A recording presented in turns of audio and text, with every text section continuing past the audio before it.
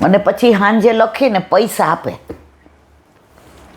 તો માનો કે મારા ફાધરને આમ નો ધંધો બરાબર થયો હોય કોઈ દી, તો આ કામ આવે ને. 2 સરકારી સ્કૂલમાં પહેલો નંબર આવે. એ ધ્યાન સ્કૂલમાં એવું આપે કે પછી પરીક્ષા વખતે ખાલી રિવિઝન કરે. તો એક દી મેં કીધું કે મારે જોવા જવું છે. મારા કાકા ખીચાણા, તને પણ આવું જ બધું જોવું ગમે છે ને? મારી બા કે જવા દો ને, ખબર પડે કેટલી વિહે હો થાય છે. કેવી રીતે જઈશ? મેં સાયકલ લઈ. એ જમાનામાં સાયકલ એટલે, અને હું નાનપણથી શીખી ગઈ હતી. બધાય કે હાઈટ વધે સાયકલ ચલાવે. મારી તો કાંઈ ન હોય હતી, હાવ એવી ને એવી રહી. વધુ સાયકલ મેં ચલાવી હશે હાઈટ વધારવા, પણ તોય ન હોય હતી. એટલે એ ત્યાં રાષ્ટ્રીય શાળાએ ગયા ને તો સરસ હો બધું ભણવાનું ના. એટલે મેં કીધું અહીંયા રોકાય એના વણીએ તો કેટલા પૈસા મળે. એટલે ઓલા કે તમે સ્પીડ હોય ને એ ગણાય કે તમે કેટલી વણી ને કેટલું. આ મેં કીધું આપણે તો વણવું છે. બપોર જમીને આવ્યા હતા એટલે મારી બા તો 2, 3, 4 વાગ્યા. એ કે અરો આ 2 બુઢી તો આવી નહીં ને, કાકા ના પાડતા હતા ને મેં તો હા પાડી. ગયા બિચારા દુકાને. એ કે આ 2 કોણે હા પાડી હતી? મારી બા તો મૂંઝાણા. એ કે મેં. ઓલાને મેં કીધું કે આ કેટલું થયું જુઓ, મારે કેટલા પૈસા. એ કે એમ ન હોય તો સાંજે 6 વાગે જ થાય. હવે 4 વાગ્યા તો મેં તો બાપ હજી આ વણવાનું? હવે રમવાની બળતરા મને એટલી તો કોઈ નહીં. મેં તો આના જેટલા પૈસા થાય ને એટલા આપી દઉં. એ જમાનામાં 1 આનો 2 આના હતા. ત્યાં મારા કાકા આવ્યા સાયકલ, ના પાડી તોય આવી. હવે રાષ્ટ્રીય શાળામાં એમને બધાય ઓળખે. મને ભાઈ તમારી બેબી શીખ્યા? એ કે અડધો કલાક શીખે છે અને પૈસા આપી છે. એ કે ભાઈ કાંઈ પૈસા ન જોતા, છોકરાઓ ભેગી આવી છે ને એનો હિસાબ એનામાં લખી લેજો. પછી ઓલા 2 આવ્યા ને એટલે સાંજે અમે બધા હારે રમીએ. મેં તમે લોકો રોજ જાઓ તો ભણો વાંચો ક્યારે? અને 2 સ્કૂલ ફર્સ્ટ આવે. તો એ કે સ્કૂલમાં ધ્યાન આપીએ છીએ ને એકે પીરિયડમાં પેલું નથી કરતા. એટલે બેન અમારે એ કે પરીક્ષા વખતે જ વાંચવાનું, ત્યારે અમે નથી આવતા. મારે કહેવાનો આશય એ છે કે જેમ સ્કૂલમાં ધ્યાન આપે ને પીરિયડમાં, એમ પછી ન વાંચે ને ભણે નહીં ને, એમ આપણે સેવામાં 3 કલાક હોઈએ ને જે આપણું ચિત્ત પરોવાઈ જાય ને મારા વાલા, પછી ચિત્ત ચોર ક્યારેય ચિત્તમાંથી નીકળીને બહાર જાય નહીં. તકલીફ એ છે કે સેવા હોય કે કથા હોય કે સત્સંગ હોય કે સામગ્રી કરતા હોય, પણ વિચાર સતત સંસારના જ આવે છે. આપણી વિશિષ્ટતા શું જ ખબર છે? આપણને અલૌકિકમાં લૌકિક વાત યાદ આવે, પણ લૌકિક વાત કરતા હોય તો જરાય અલૌકિક યાદ ન આવે. ભલે તમે અલૌકિક કરતા હો ત્યાં લૌકિક આવે, પણ લૌકિક કરતા હો ત્યાર તો અલૌકિકને કોક દી યાદ કરો. ના, એ ન આવે. પણ છતાંય આ તો પુષ્ટિ માર્ગ છે ને, અનુગ્રહ માર્ગ, કૃપા માર્ગ. ઠાકોરજી આપણા દોષ સામો જોતા નથી. વ્રજ વિહાર. અત્યારે આપણે ગુસાઈજીના બેઠકજી ક્યાંનું હાલે છે?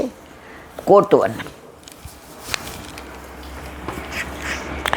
શીતલકુંડ પાસે છોકરના વૃક્ષ નીચે બેઠકજી છે. અહીં ગુસાઈજી પધાર્યા. શ્રી ગોવિંદ સ્વામી સાથે હતા. એક વખત મધરાતે શ્રી ગુસાઈજીએ શ્રી ગોવિંદ સ્વામીને કદમખંડીમાં કઈ લીલા થઈ રહી છે તે જોવા કહ્યું. શ્રી ગોવિંદ સ્વામીએ જઈને જોયું યુગલ સ્વરૂપ દિવ્ય વિહાર કરે છે. રસમત રસિક વરે શ્રી સ્વામીજીનો મોતીનો હાર તોડ્યો. મોતી વિખરાઈ ગયા ત્યારે પ્રભુએ પોતાના હાથથી મોતી એકઠા કર્યા, હાર બનાવ્યો, પ્રિયાજીને પહેરાવ્યો. આ દર્શન કરીને ગોવિંદ સ્વામીએ ગાયું, વિધિ ન કરત વિહાર કદંબવન, વિધિ ન કરત વિહાર અતિરસ ભરે મદન મોહન પ્રિય, તોર્યો પ્રિયાહુર હાર કદંબવન, વિધિ ન કરત વિહાર. કોટવનની અનેક લીલા છે, કોટાન કોટી છે. ત્યાં તમે દર્શન કર્યું ને વલ્લભના બેઠકજી છે, અને વૃક્ષ છે ને એ શ્રીજી બાવન સ્વરૂપ છે, અને બાર રાધાજીની જેમ એનું બધા શ્રૃંગાર છે, અને બાર શીતલકુંડ છે. હવે ત્યાંના એક વ્રજવાસીએ મને સરસ લીલા કહી હતી કે ઠાકોરજી રોજ અહીંયા પધારે અને સ્વામીજી સાથે બધી કોટાન કોટી લીલા કરે. હવે એકવાર યશોદાજીને એમ થયું કે લાલો સવારથી જાય ને સાંજે આવે, જોઈ આવું તો ખરી. હવે પધાર્યા. ઠાકોરજી કે આ માને કાંઈ નિકુંજ લીલાનું આપણી મર્યાદા હોય, વાત્સલ્ય ભાવમાં માધુર્ય ભાવ ન આવે. એટલે જ આપણામાં કહેવાય છે જેને જે ભાવ હોય ને એની આરે જેને ફાવે. વાત્સલ્ય ભાવવાળા માધુર્ય ભાવની લીલા સાંભળે ને તો રસાભાસ થાય. એટલે ઠાકોરજીએ ચમેલીનો કોટ કર્યો, માં અહીંયા વિહાર કરો. પછી કર્યો મોગરાનો કોટ, કેતકી, વાસંતી, અપરાજિતા. માએ કોટના દર્શન કરે ને એની ગોથળી જુએ ને એની સુગંધ લે, એના મય થાય. ત્યાં સાંજ પડી ગઈ તો ઠાકોરજીને સ્વામીજી અંદર નિકુંજ લીલા કરતા હતા. એમાં કોટ આડો હતો એટલે નિકુંજ લીલાના દર્શન કારણે માધુર્ય ભાવ હતો, માનો વાત્સલ્ય ભાવ, એટલે એ દર્શન ન થયા. અને સાંજે માએ કીધું, આહા લાલા, આ તો બહુ શીતળતા થઈ. અને ત્યાં એક કુંડ પાસે બેઠા અને પાન કર્યું તો એ કુંડનું નામ પણ શીતળ કુંડ પડ્યું. અને આનું નામ કોટવન, જ્યાં પ્રભુએ કોટાન કોટી લીલા કરે. ઘણા ભગવદીઓએ વ્રજવાસીઓએ ઘણા બધા ભાવ કીધા છે. ઓથેન્ટિક છે કે નહીં મને ખબર નથી, પણ વ્રજવાસીઓ જે કહે એમાં સંશય કરવા જેવું નહીં. બોલો વલ્લભાધીશ. મધુરાષ્ટક અત્યારે ચરિતમ મધુરમ આવે છે.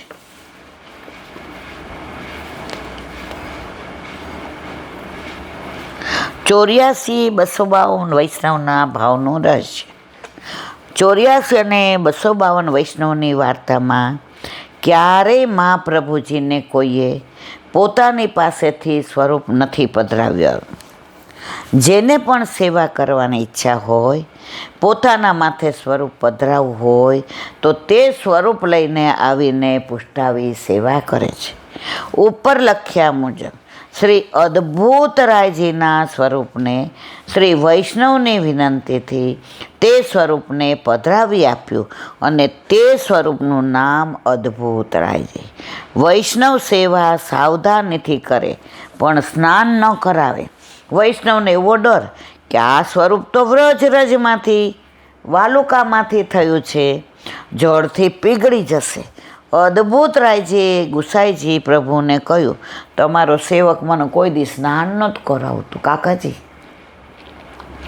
તેથી મને તાપ સહન થતો નથી. ગુસાઈજી પ્રભુ ચરણે વૈષ્ણવને સંદેશો મોકલો, શ્રી ઠાકોરજીને સ્નાન કરાવો. છતાં આ વૈષ્ણવને પોતાના ઠાકોરજી પર શ્રદ્ધા નહીં, તેથી સ્નાન ન કરાયું, પરંતુ એક થાળમાં જળ રાખી જળચર પધરાવ્યા. બધા આવે ને, માછલી ને મોગોર ને બધા. આ જોઈ શ્રી ઠાકોરજીએ થાળમાંથી કૂદકો માર્યો. વૈષ્ણવને સ્પષ્ટ દર્શન કર્યા કે ઠાકોરજી થાળમાં તરે છે, છતાં એના મગજનો ભ્રમ કે આ તો ગારાના ઠાકોરજી. કાઠિયાવાડમાં ગારો કે એટલે કે આ રજ અને પાણી ભેગા થયા ને એના છે, પીગળી જશે. પાછા શ્રી ઠાકોરજીને થાળમાંથી લઈ સિંહાસન પર પધરાવ્યા. અદભુતરાયજી વિચાર્યા કરે, આવા તરતા દર્શન કરાવ્યા તો પણ હારો સ્નાન કરાવવાના બદલે સિંહાસન પર પધરાવી દીધા. વિચિત્ર ખોપડી છાની તો. શ્રી અદભુતરાયજીએ ગુસાઈજીને કહ્યું, મોકો યહાં સુહાત નહીં, મનાએ ગમતો નથી. શ્રી ગુસાઈજી પ્રભુએ વૈષ્ણવને કહ્યું, તારી સેવા થઈ ગઈ. સ્વરૂપને પાછું પધરાવી દેવામાં આવ્યું. આજે પણ આ અદભુતરાયજી મથુરામાં શ્રી યમુનાજીનો તટ છોડી ક્યાંય ગયા નથી, ત્યાં જ બિરાજે છે. આવું અદ્ભુત ચરિતમ મધુરમ. યમુનાના વાલુકામાંથી પ્રગટ થયા તો યમુનાજીને છોડીને આજની તારીખ સુધી ક્યાંય પધાર્યા નથી. તો પ્રભુના તો એટલા બધા ચરિત્ર છે મારા વાલા. ઘણી વાર આપણે વાત કરતા હોય તો આમ કોઈક વૈષ્ણવ મને એમ કહે, અમે તો ક્યાંય હું વાંચ્યું નથી. પણ મારા વાલા, તમે નથી વાંચ્યું તો મને કોઈક એવું પુસ્તક આપ્યું હોય, કોઈ એવો ગ્રંથ આપ્યો હોય, કોઈ એવા વ્રજવાસીએ કીધું હોય. હવે આ અદભુતરાયને ચરિત્ર હવે આપણે આ પુસ્તકમાં વાંચ્યું ને ક્યાંક બીજે કહીએ અમે તો આવું નથી હોય. જો પુષ્ટિ માર્ગ અગાધ છે, એના ગ્રંથો એટલા છે, વ્રજ ભાષામાં એટલા છે. એટલે પ્રભુની લીલામાં કોઈ દી એવું કહેવાય નહીં કે અમે નથી. પ્રભુ ક્યારે કોઈ લીલા કરે. હવે માનો કે કોઈ આપણને કીધું તો ગ્રંથમાં ન વાંચ્યું હોય, એને એવા દર્શન થયા હોય, એને એવો ભાવ આવ્યો હોય, તો પુષ્ટિ માર્ગ તો આખો ભાવના ઉપર છે. બોલો વલ્લભા દયારામભાઈના ચંદ્રાવલા. 36મું ચંદ્રાવલું.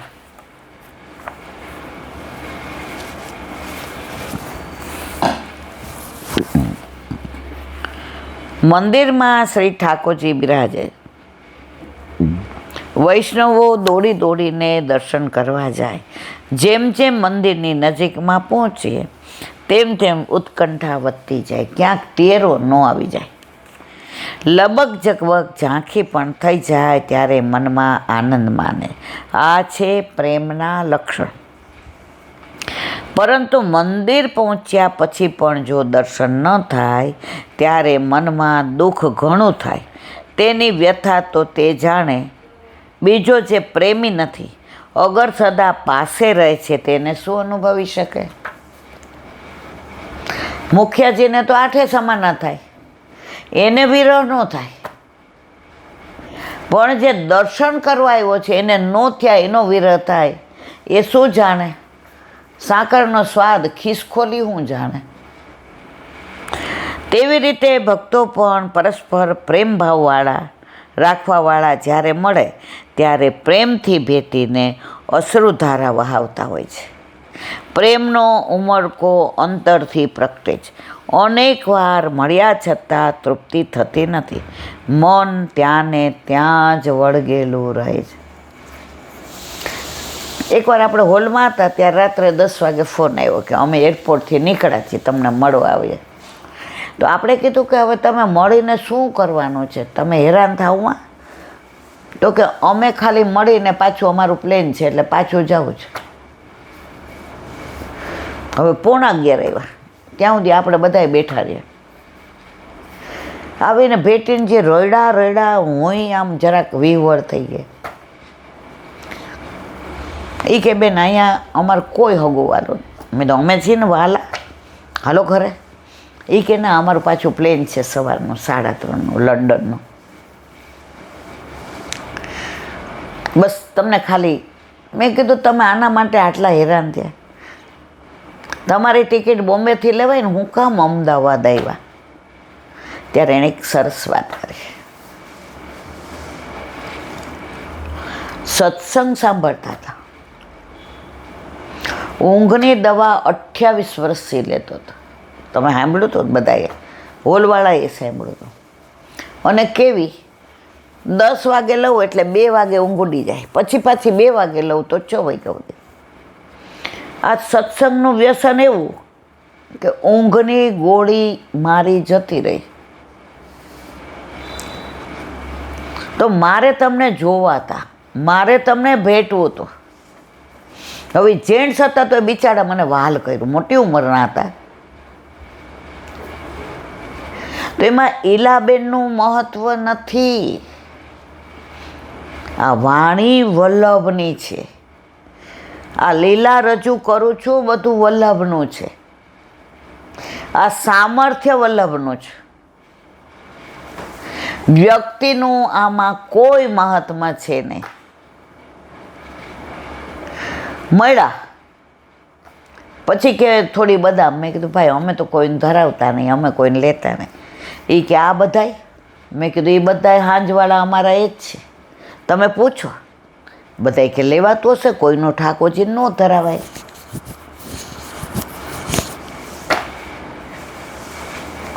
અડધો કલાક નહીં 20 મિનિટ મળ્યા, ફોટા પાડ્યા મારી યાર, વયા ગયા. ટેક્સી તૈયાર જ હતી, ટેક્સીવાળાને 20 મિનિટનું કહ્યું. એ કે પાછું અમારે 4 વાગ્યાનું પ્લેન છે. મારો કહેવાનો આશય એ છે કે વલ્લભે એવી અદ્ભુત લીલાઓ આપી છે આપણને. ભાવ ભાવના, સ્વરૂપ ભાવના, લીલા ભાવના, નામ ભાવના, પ્રેમ ભાવના, ભાવ ભાવના, એ બધું બોલાવાવાળા વલ્લભ છે.